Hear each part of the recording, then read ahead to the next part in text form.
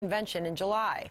GOP lawmakers promising new information on the events leading up to and the aftermath of the terror attack which left 4 Americans dead, including Ambassador Chris Stevens. We have a unique perspective on the couch today because Congressman Chaffetz, you were one of the first lawmakers to go in and visit Libya following those attacks. What do you expect?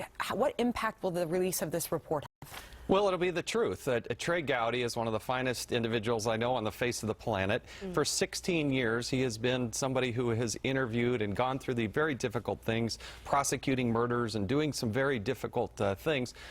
But he has now interviewed close to 90 people, 89 of which are not named Hillary Clinton. They still have about 10 more interviews that they have to do.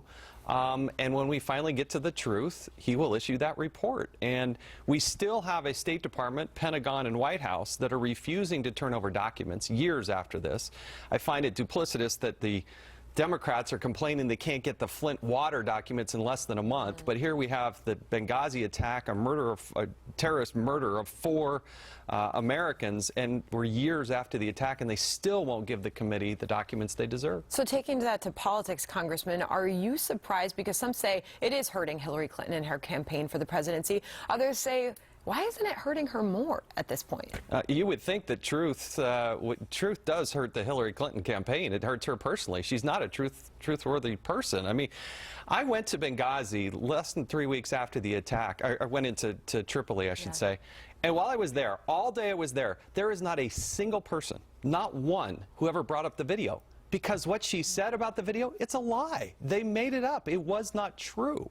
That had happened in Egypt, but it wasn't happening. It was not happening there and was not the impetus for this attack in Libya. So, Congressman, when you talk about the truth, I think one of the reasons why it sort of misses its target with an issue that resonates particularly with Democrat voters is because they're trying to figure out what the there is that you're looking for. So I want to ask it this way.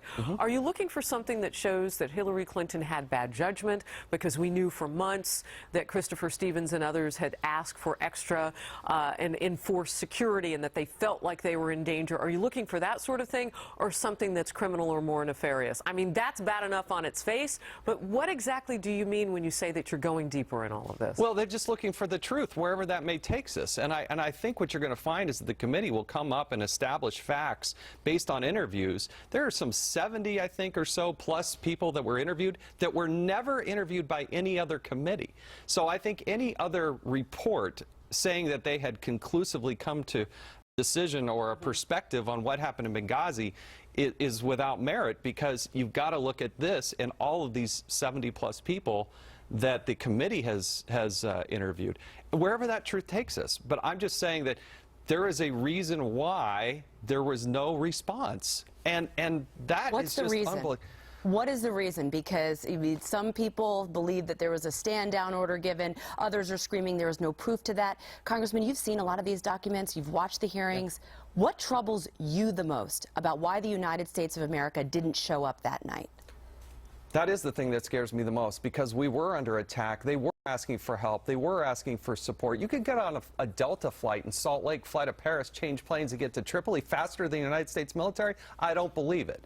That chain of command broke down, and you look at the top decision makers, the President, the Secretary of Defense, General Ham is the 4-star general in charge of AFRICOM, and Hillary Clinton, the Secretary of State, who says she didn't even have a conversation with the Secretary of Defense that night. Are you kidding me? You don't even have a conversation while our people are under attack? That's inexcusable. But we're going to find out the facts. Trey Gowdy is leading that charge, and I hope that they get the rest of these documents, and these interviews will shed a lot of light. All right, we'll see. I mean, I'm very dubious about this. It's going to be tarred as another political witch hunt. The report is supposed to come out just a couple weeks before the Democratic convention.